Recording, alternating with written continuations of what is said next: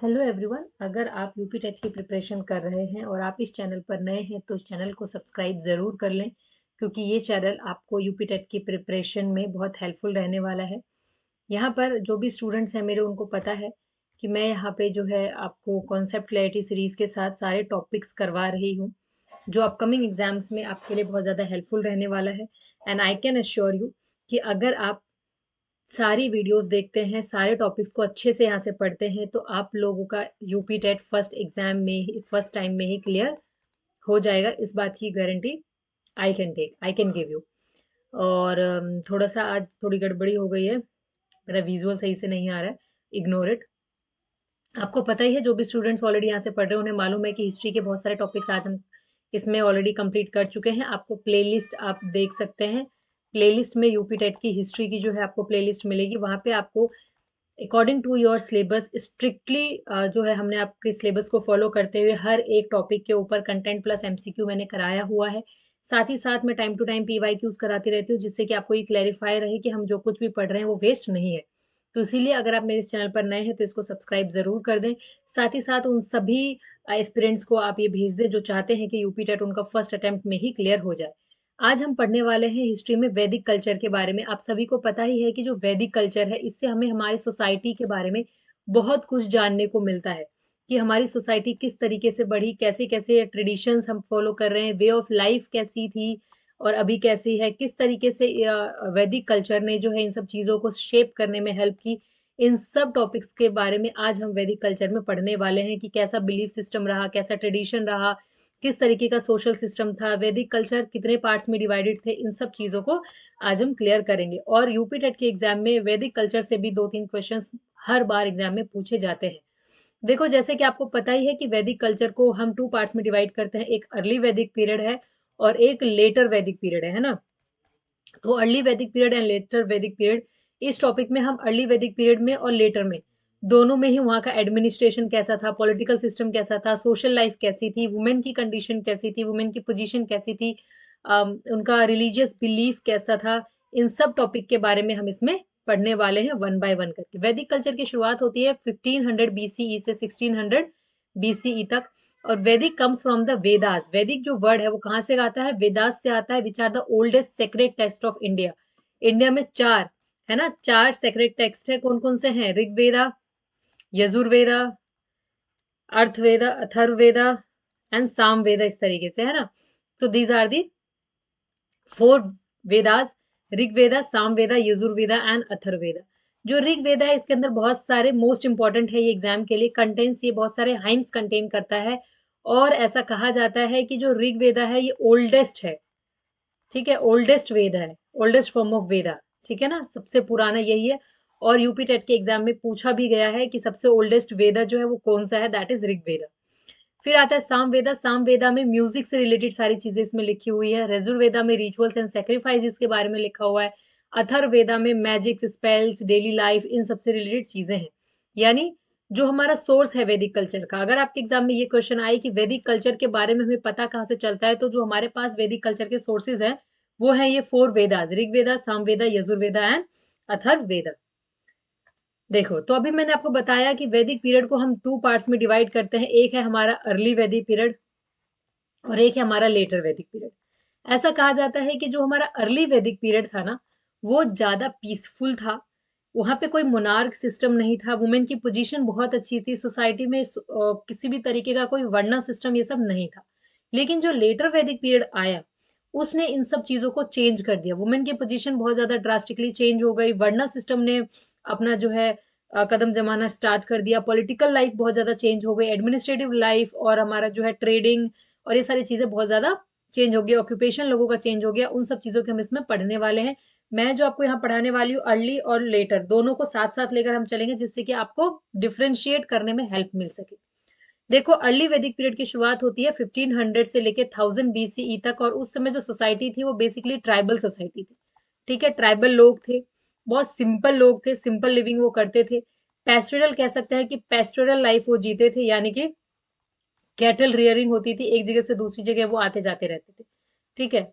और main reason यहाँ पे एग्जाम में एक बार क्वेश्चन आया हुआ था कि मेन रीजन किस एरिया में ज्यादा बसे हुए थे, तो दैट वाज सप्त सिंधु।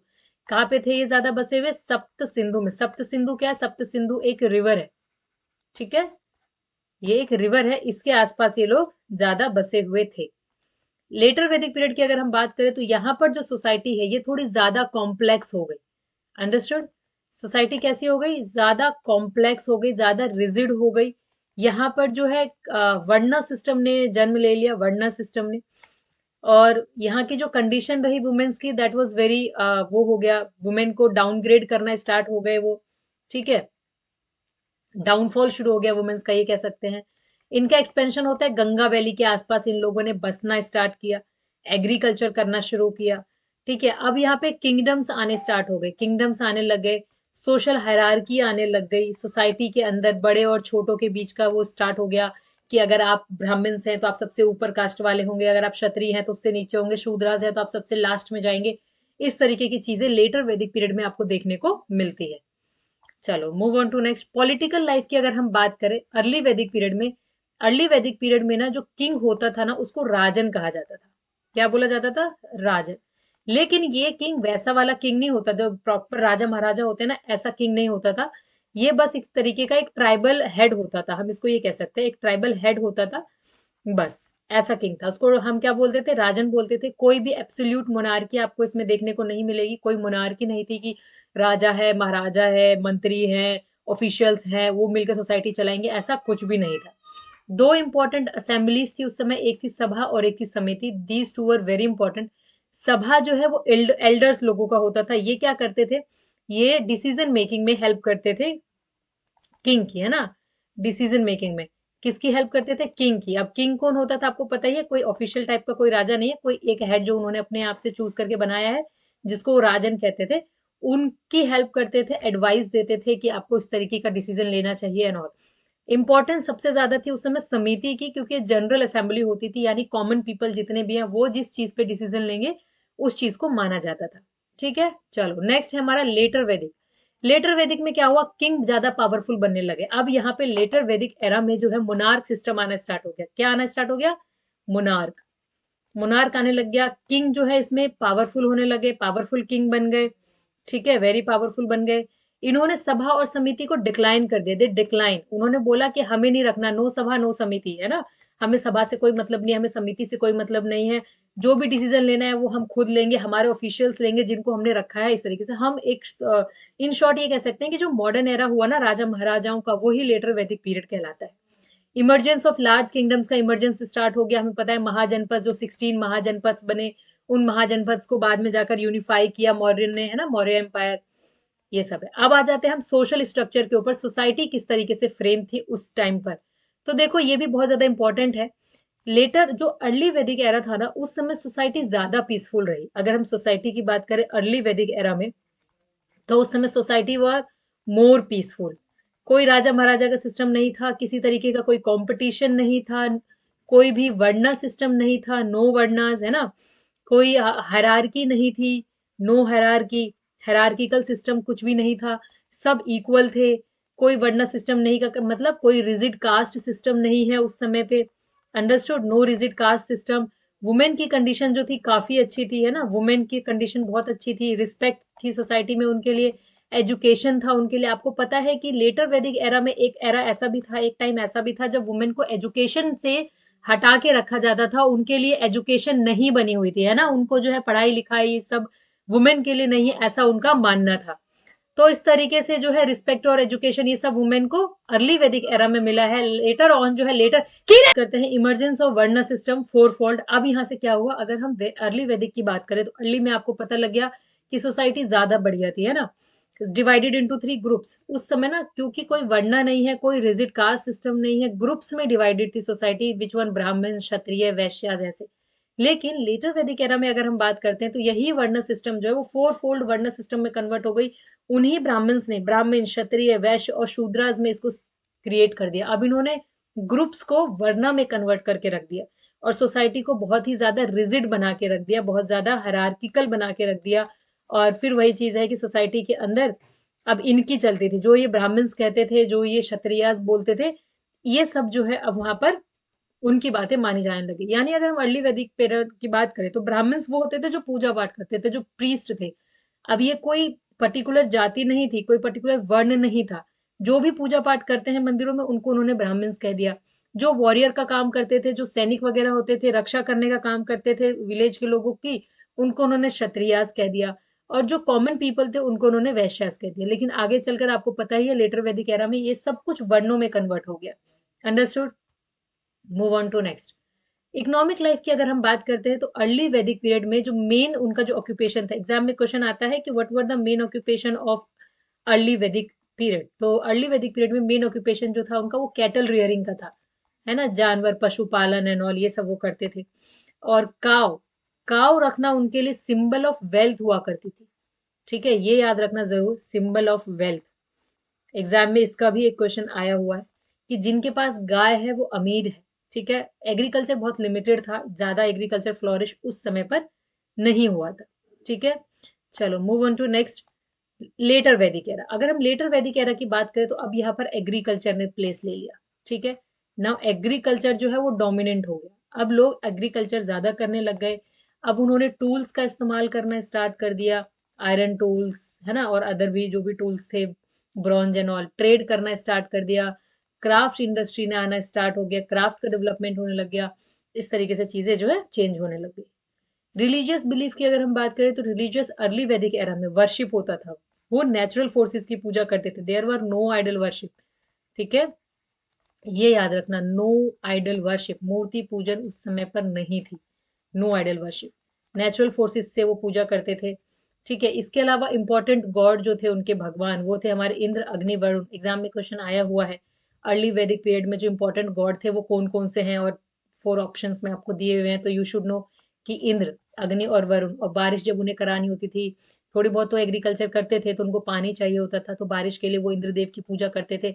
और उसमें सबसे इंपॉर्टेंट ये था, और इसका वर्णन ऋग्वेद में भी आता है। ठीक है, ऋग्वेदास में जो है आपको इंपॉर्टेंट गॉड्स के बारे में दिया है। नो टेम्पल्स, नो आइडल्स, ऐसा कुछ भी नहीं था उस समय पर। अब अगर हम बात करते हैं लेटर वैदिक पीरियड की, तो लेटर वैदिक पीरियड में जो है चीजें थोड़ी सी चेंज हो जाती है। लेटर वैदिक पीरियड में जो है rise of rituals and sacrifices start हो गया, यज्ञ स्टार्ट हो गया, यज्ञ वगैरह होने शुरू हो गए।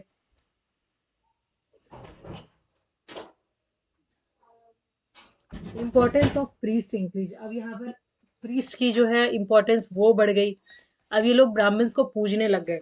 ठीक है, अब ब्राह्मण्स इनके लिए बहुत बड़े देवता जैसे हो गए, क्या वो जो कहेंगे हम वही करेंगे, ऐसा हो गया लेटर वैदिक में। बिगनिंग ऑफ फिलोसफिकल आइडियाज, यानी उपनिषद की एंट्री हो गई अब यहाँ पर। अब उपनिषद बनने स्टार्ट हो गए, इसमें फिलोसफीज आनी स्टार्ट हो गई कि आपको इसे मानना है, आपको ब्राह्मण्स मानने हैं, आपको आइडल वर्शिप करनी है। इस तरीके की बहुत सारी चीजें अब इसमें आने लगी। पोजीशन ऑफ वुमेन की अगर हम बात करें तो ये बहुत ही ज्यादा आश्चर्य की बात है कि जब सोसाइटी में इतने पढ़े लिखे लोग नहीं हुआ करते थे, उस समय जो स्टेटस था वुमेन का वो काफी हाई स्टेटस था सोसाइटी के अंदर, देवी की तरह उनको पूजा जाता था, उनको एजुकेशन राइट था। लेकिन लेटर ऑन जब चीजें चेंज होने लग गई, गार्गी और मैत्री अगर आप देखोगे तो उनको एजुकेशन अलाउ था, है ना, वो असेंबलीज अटेंड कर सकती थी। लेकिन लेटर ऑन ये सारी चीजें क्या हो जाती हैं, बदल जाती हैं। वुमेन्स को एजुकेशन से डिप्राइव कर दिया गया, सोसाइटी में उनका स्टेटस बहुत ज्यादा खराब हो गया, असेंबलीज वो नहीं जा सकती थी। जो भी हम मॉडर्न इंडिया के बारे में बात करते हैं या मिडिवल इंडिया के बारे में हम बात करते हैं। लेटर वैदिक में देखें तो स्टेटस क्या है, वो डिक्लाइन हो जाती है, एजुकेशन में रेस्ट्रिक्शन हो गया है, पेट्रियार्कल सोसाइटी अब ये बन गई। ठीक है, उस समय कोई भी पेट्रियार्कल सोसाइटी, मेट्रियार्कल सोसाइटी, इस तरीके का कोई भी जो है सिस्टम नहीं था। लेकिन लेटर ऑन चलकर वो क्या हो गया, पेट्रियार्कल सोसाइटी बन गई। यानी जैसे जैसे हमने मॉडर्निटी को अपनाना स्टार्ट कर दिया वैसे वैसे हम अपने रूट्स को भूलते चले गए। ठीक है, चलो अब एजुकेशनल लिटरेचर की बात करें तो एजुकेशन वाज ओरल। ओरल होती थी, लोगों को मतलब ऐसे ओरल एजुकेशन दिया जाता था, कोई बुक और लैंग्वेज पढ़ाया नहीं जाता था। ओरली जो है गुरु शिष्य ट्रेडिशन चला करती थी, ये होता था। ठीक है, इंपॉर्टेंट टेक्स्ट उस समय क्या था, ब्राह्मणास, आर्यनकाज, उपनिषद, ये, और ये फोकस करते थे पोजीशन फिलोसफी पे, रिचुअल्स पे, नॉलेज पे एंड ऑल। ठीक है, देखो अब यहाँ पर हमारा जो है ये टॉपिक कंप्लीट हो जाता है, और यहाँ पे कुछ इंपॉर्टेंट पॉइंट्स हैं। ऐसा नहीं है कि ये वैदिक कल्चर में सिर्फ इतना ही है, लेकिन सिर्फ आपको इतना ही एग्जामिनेशन पॉइंट ऑफ व्यू से पढ़ना है, इसको और डिटेल में पढ़ने की जरूरत नहीं है, क्योंकि अब हमारे पास इतना टाइम नहीं है। आपका एग्जाम अप्रैल में और जून 3 मंथ्स रह गए हैं, नेक्स्ट मंथ में आपकी नोटिफिकेशन आ जाएगी। तो अब आपको प्रैक्टिस प्रैक्टिस एंड प्रैक्टिस करना है। तो हम किसी भी टॉपिक को बहुत ही डीप डिटेल में इसलिए नहीं जा रहे हैं क्योंकि हमें उसकी जरूरत फिलहाल यूपी टेट में नहीं है। ठीक है, तो देखो इंपॉर्टेंट पॉइंट्स आपको याद रखना बहुत जरूरी है इस टॉपिक से, जो एग्जाम में बार बार रिपीट होते हैं। वो पहली चीज है ऋग्वेदा। ऋग्वेदा सबसे ओल्डेस्ट टेक्स्ट है, ये आपको याद रखना है। अर्ली वैदिक पीरियड में सोसाइटी पेस्टोरल सोसाइटी थी। लेटर वैदिक पीरियड में एग्रीकल्चर और कास्ट सिस्टम था। सभा और समिति, इन्हें असेंबलीज थी उस समय। किसकी बात करें, अर्ली वैदिक में थी ना ये चीजें। इंद्र जो था वो मोस्ट इंपॉर्टेंट गॉड था। वुमेन का स्टेटस लेटर ऑन डिक्लाइन होने लग गया, कब, लेटर वैदिक पीरियड में। और जो हमारा अर्ली वैदिक पीरियड है उसमें वुमेन की पोजीशन काफी ज्यादा हाई थी। चलो तो अब हम यहाँ पे कुछ एमसीक्यूज कर लेते हैं जो कि एग्जाम में बार बार पूछे गए हैं। और भी बहुत सारे एमसीक्यूज है, बट यहाँ पर मैंने 10 ऐसे एमसीक्यूज लिए हैं जिसके क्वेश्चंस एक्सपेक्टेड हैं कि आपसे एग्जाम में पूछे जाए। सबसे इजी है, which is the oldest Veda, कौन सा सबसे ओल्डेस्ट वेदा, सामवेदा, यजुर्वेदा, ऋग्वेदा या फिर अथर्ववेदा, बताओ। We all know Rigveda. The term Rajan in the Vedic period refers to, ये जो टर्म राजन है वैदिक पीरियड में किस लिए इसका यूज होता था। इसका यूज होता था किसके लिए, किंग के लिए। और किंग कौन होते थे, ट्राइबल किंग होता था, ट्राइबल किंग, ठीक है। तो बेसिकली हम ये कह सकते हैं कि ट्राइबल्स का जो हेड होता था वो हमारा राजन कहलाता था। कोई ऐसा पर्टिकुलर राजा वाला सिस्टम नहीं था। Which assembly was more powerful in the early Vedic period, कौन सी असेंबली ज्यादा पावरफुल थी, सभा या समिति या विधता या गणा, ये तो हमने पढ़ा नहीं है। सभा और समिति, सभा के बारे में हम पता है कि एल्डरली पीपल होते थे इसके अंदर। समिति के अंदर जो है वो विलेजेस के विलेज मैन होते थे, विलेज के लोग होते थे, मैन वुमेन और सारे लोग, है ना। तो समिति वॉज मोर पावरफुल, कि जो विलेज के लोग कहेंगे उस चीज को इम्प्लीमेंट किया जाएगा, ऐसा अर्ली वैदिक पीरियड में होता था। Which of the following was the main occupation in the early Vedic period, हमने बार बार पढ़ा, ट्रेड, एग्रीकल्चर, कैटल रियरिंग या इंडस्ट्री। देखो एग्रीकल्चर वो करते थे, थोड़ा थोड़ा करते थे, है ना, बहुत ही मिनिमम था ये, हम ये नहीं कह सकते कि बहुत ही बड़े लेवल पर था, नहीं, थोड़ा बहुत कहीं पे हो गया तो हो गया। ट्रेडिंग जो थी ये लेटर वैदिक पीरियड में हुआ है, लेटर वैदिक पीरियड में ट्रेडिंग का कोई नामो निशान अर्ली वैदिक पीरियड में हमें देखने को नहीं मिलता है। इंडस्ट्री, इंडस्ट्री तो ये हमारे मॉडर्न पीरियड की है, टेक्नोलॉजी जब आ गई उसकी है। तो इसका मतलब कैटल रियरिंग यहाँ पर होता था। Move on to next. Who was the most important god in the Vedic period, वैदिक पीरियड में सबसे इंपॉर्टेंट गॉड वरुण, अग्नि, इंद्र, सूर्य, सभी ही देव थे। लेकिन इंद्र की सबसे ज्यादा इंपॉर्टेंट थे क्योंकि ये वाटर के देवता माने जाते हैं ना। रेन कराएंगे, बारिश कराएंगे, इरिगेशन होगी, मौसम चेंज होगा एंड ऑल। द वैदिक पीपल वर्शिप, किसको वैदिक पीपल किसकी वर्शिप करते थे, आइडल की, टेम्पल की, नेचुरल फोर्सेस की या एनिमल्स की। तो देखो कितनी ही ज्यादा सरप्राइजिंग चीज है कि वैदिक एरा में there were no idol worship, है ना, नो आइडल वर्शिप। लेकिन आगे चलकर मॉडर्न डे में भगवान मूर्तियों के आकार में आ गए, है ना। तो वैदिक पीपल वर्शिप नेचुरल फोर्सेस, नदी, पहाड़, पर्वत, इनकी वो पूजा किया करते थे। Move on to next. The varna system became rigid during, वर्णा सिस्टम कब हो गया, आपको पता है कि जो वर्णा सिस्टम है वो पहले कुछ था ही नहीं, है ना। पहले तो वो on the basis of the people की ऑक्यूपेशन और ग्रुप के बेसिस पर चीजें थी। लेकिन वर्णा सिस्टम लेटर वैदिक पीरियड में जो है आई, ठीक है, later Vedic period. Which river region was associated with early Vedic culture, early Vedic culture में जो लोग थे वो कौन से रिवर के आसपास वो बैठे थे, रहे थे, दैट वॉज सप्त सिंधु रिवर, ठीक है ना, नॉर्थ वेस्ट में। Okay, move on to next. Sabha is the Vedic period was, sabha in the Vedic period, सभा किस चीज के लिए होती थी, सभा बताइए। समिति हमने अभी कहा, समिति तो हमारे होते थे विलेज पीपल, है ना, विलेज पीपल को समिति कहा जाता था। तो सभा किसे होगा, एल्डरली जो होते थे, है ना, council of elders. What does gavishti means in the Vedic period, गाविस्ती का क्या मतलब है वैदिक पीरियड में। So this is the last question of this class. तो गाविस्ती, मैरिज, वॉर, ट्रेड या रिचुअल। तो देखो गाविस्ती ना एक वॉर होती थी, वॉर, वॉर किसके लिए, काऊ के लिए, जिसके पास ज्यादा गाय वो ज्यादा अमीर, तो इसीलिए वो गाविस्ती क्या करते थे, यानी एक ऐसा वॉर करते थे जिसमें गाय के ऊपर जो है वॉर होती थी। तो यहाँ पर ये हमारा जो है वैदिक कल्चर आज कंप्लीट हो जाता है। वैदिक कल्चर में हमने अर्ली वैदिक पीरियड पढ़ लिया और लेटर वैदिक पीरियड पढ़ लिया। अर्ली और लेटर वैदिक पीरियड से बहुत सारे क्वेश्चंस आते हैं, जो भी मोस्ट इंपॉर्टेंट क्वेश्चंस है वो मैंने आपको बता दिए। जो भी ऐसे स्टूडेंट है जो ये चैनल पहली बार देख रहे हैं और चाहते हैं कि यूपी टेट उनका फर्स्ट अटेम्प्ट में ही क्लियर हो जाए, तो उनसे मैं कहूंगी कि आप इस चैनल को सब्सक्राइब कर लीजिए, क्योंकि आई कैन अश्योर यू कि अगर आप इस चैनल पर आई हुई सारी वीडियोस को कंटिन्यूअसली, सिंसियरली, कंसिस्टेंसी के साथ फॉलो करते हैं, पढ़ते हैं, याद करते हैं, रिवाइज करते हैं, तो आपका यूपी टेट का एग्जाम फर्स्ट अटेम्प्ट में ही क्लियर हो जाएगा। जैसा कि आप जानते हैं कि यूपी टेट हमारा फैक्ट्स है एंड फैक्ट्स को यू नीड टू लर्न, उसको लर्न करना पड़ता है। रोट मेमोराइजेशन करिए बेशक से, अगर आप कॉन्सेप्चुअली उसको याद नहीं कर सकते तो you have to rote memorise it, ठीक है। सो तब तक के लिए चैनल को लाइक शेयर एंड सब्सक्राइब करिए, ज़्यादा से ज़्यादा उन सभी स्टूडेंट्स तक पहुंचाइए जो कि अभी अपकमिंग यूपी टेट का एग्जाम क्लियर करना चाहते हैं। अब फिर मिलते हैं हम अपनी अगली वीडियो में। Thank you.